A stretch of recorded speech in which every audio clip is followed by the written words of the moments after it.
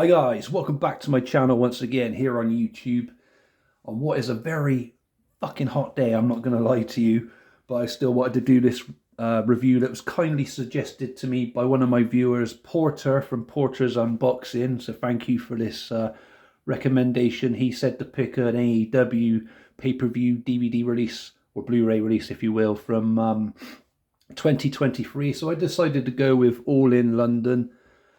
It was good to revisit this one.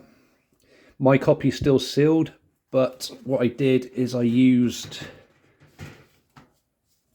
these discs, which my good buddy over in the United States, Eli Johnson, kindly sent me over as customs, which he had. So thank you for that, dude. They were very useful. Saved me breaking the seal on this for the time being. So it makes sense to use the ones you sent me rather than to, open this one up, and this one can stay protected in the seal then for a little bit longer, because we know how easy it is to get these digipacks damaged. You only have to touch them gently, and then the buttons that hold the DVDs on the inside fall apart. You know what I mean? All right, a bit of sarcasm there. I'm only joking. So yeah, thank you Porter from Porter's Unboxing for suggesting this for me today then. So we have MJF and Adam Cole Baby, or Better Than You Baby tag team on the front, gracing the cover artwork there with the awesome Wembley Stadium shot in the background.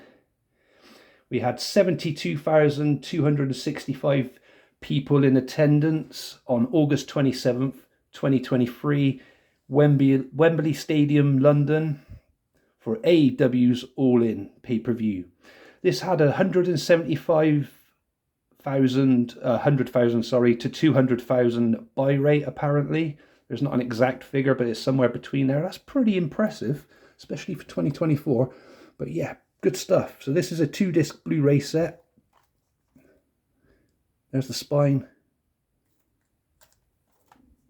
And here's the back.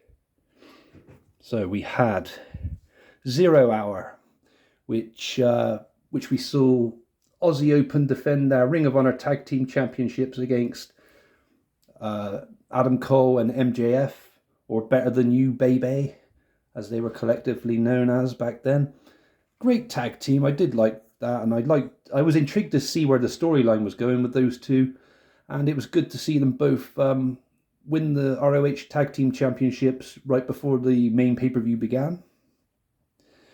We had Jack Perry defending the FTW Championship against Hook.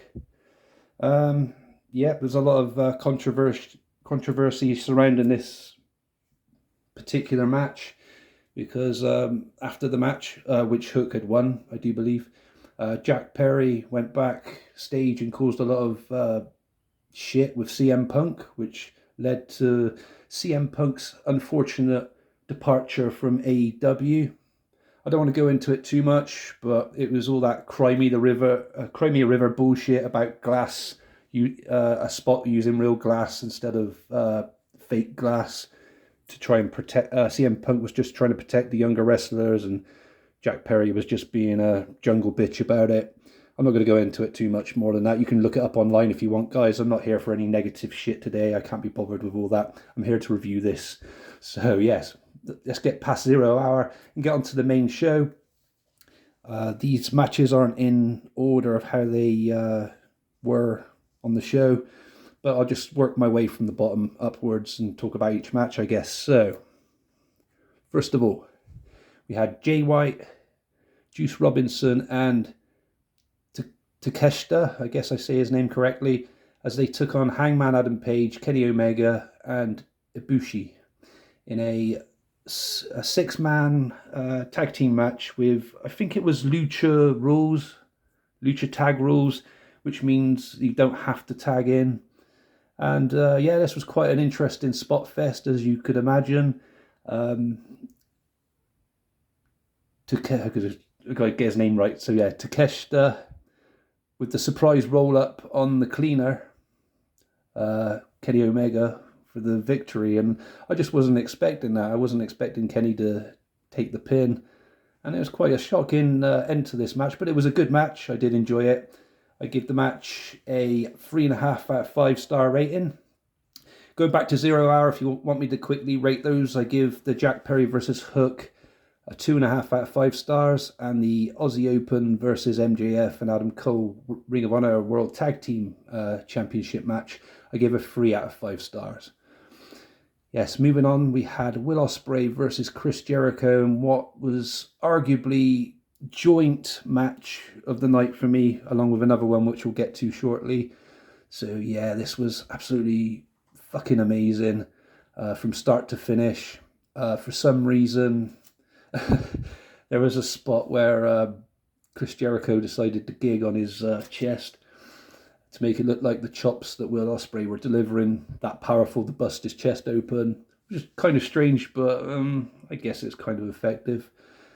And an interesting spot in the match which made me, when I first watched it, I was like, oh, wow, like a wow moment. And it was when Chris Jericho hit Will Ospreay with the Judas effect. And it was like it felt like forever, the count to 3, 1, 2, and then a kick out. And I was like, wow. I honestly thought Jericho had him at that point. But no, it was a good match, start to finish. A little bit of interference from Sammy Guevara using the baseball bat. And yeah, it was just a bit of a pain in the ass, really. But, well, the finish, with the interference as well. If it wasn't for that, it would have got 5 stars for me, but I give it 4.5 stars. Very good match. Next up, Stadium Stampede.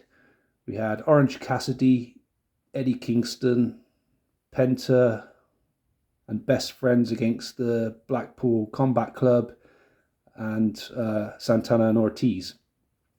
This was a fun match. Some memorable moments. The one of them that comes to mind is Mox getting those skewers in his head, making him look like a porcupine, kind of weird, kind of gross looking as well.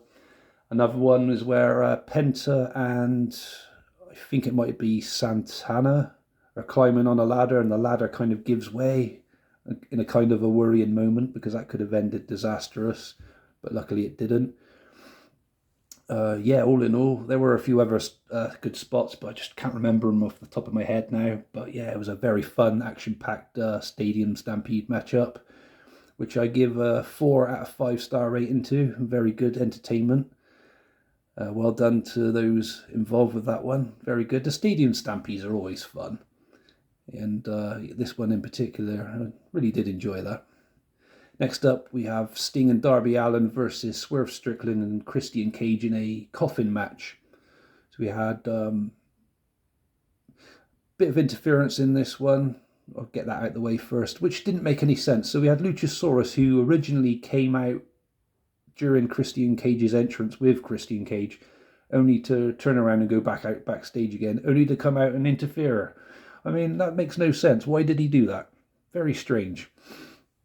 Memorable moment, Sting's entrance with the Seek and Destroy WCW music. I absolutely fucking loved that. That was badass. Darby Allin, as usual, using his body as a weapon. I think he was cable tied, or his hands were tied at some point beginning of the match, and he was just jumping around like a cannonball everywhere without using his hands, and that just scared the shit out of me. But this guy is absolutely fearless. One of these days, Darby, you're gonna meet the Reaper. You know the way you're going, dude. You got to calm it down. But yeah, good stuff. Good partner for Sting as well, Darby Allin. And Swerve Strickland and Christian Cage worked well as a good tag team together, but they weren't strong enough to overcome the icon Sting and Darby Allin in this awesome coffin match.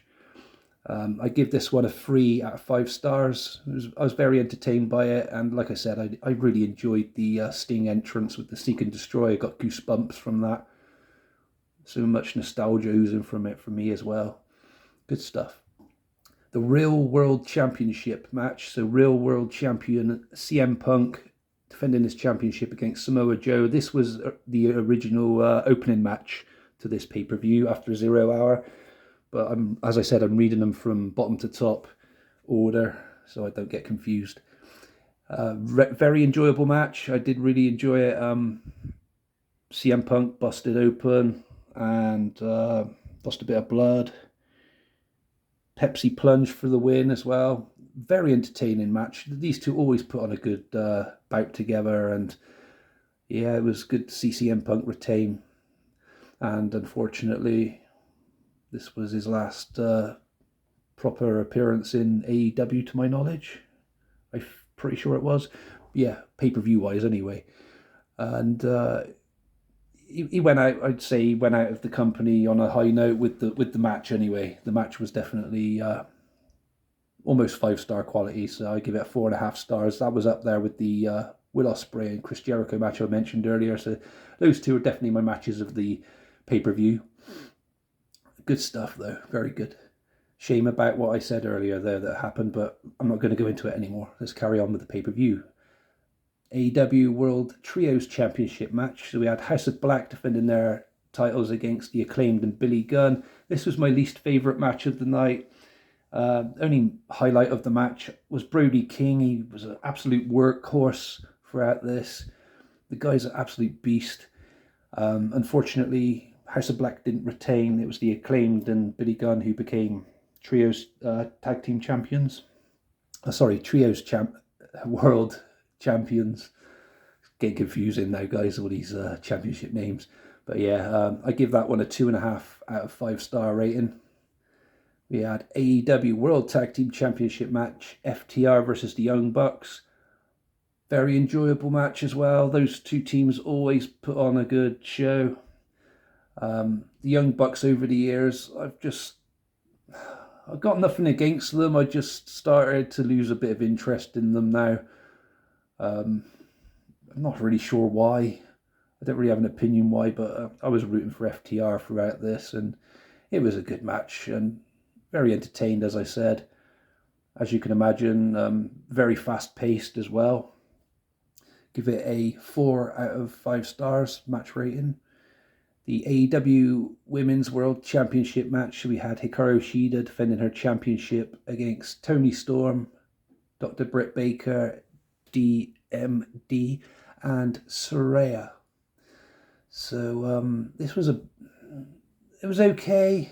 It wasn't a terrible match. There was a lot of stuff going on. So we had like shit going on outside the ring where Toni Storm attacked, or accidentally hit, shall I say, Saraya's mum, also called Saraya Knight, and that pissed off Saraya because her and Toni were supposed to be friends. Ruby Soho, who's also friends with them at that point, came in to try and calm things down, only for her to get caught up in the middle of it, and then they all started arguing and fighting, and yeah, eventually this led to Toni getting sprayed in the face and getting pinned, and that was how Saraya became champion, women's world champion. It's a bit of a shit finish. She could have won it like a bit more of a honourable kind of way, I guess, rather than the way she did, especially in front of her home country and her family. Do you see what I mean? But her family came in to celebrate afterwards, and it was good to see her back wrestling again. But yeah, it's just the way she won it. I just wasn't too overly keen on that. But, you know, that's just my opinion, guys. So yeah, 3 out of 5 stars, I give that one. And then we go on to the main event. We have AEW World Championship on the line. We have MJF versus Adam Cole, baby. So Better Than You, baby, tag team against each other. And the Ring of Honor World Tag Team Champions at this point, 1-on-1. And they both, to be fair to their credit, they wanted to have a fair match. And MJF kept holding back certain moves. He wouldn't pile drive Adam Cole through the announce team desk. He wouldn't use his diamond ring, just as a few examples. He just refused to try and cheat to win. He wanted it to be a clean match. And first of all, there was a spot where they clotheslined each other and there was a double pin. And the match had to be restarted again. And it was just until we had a winner. A bit confusion there going on. But I'm glad they did restart it and just didn't leave it as a draw. And it was very close. Adam Cole, I wanted him to win, but I didn't want him to cheat either. And he did think about it a few times. He did tease a heel turn.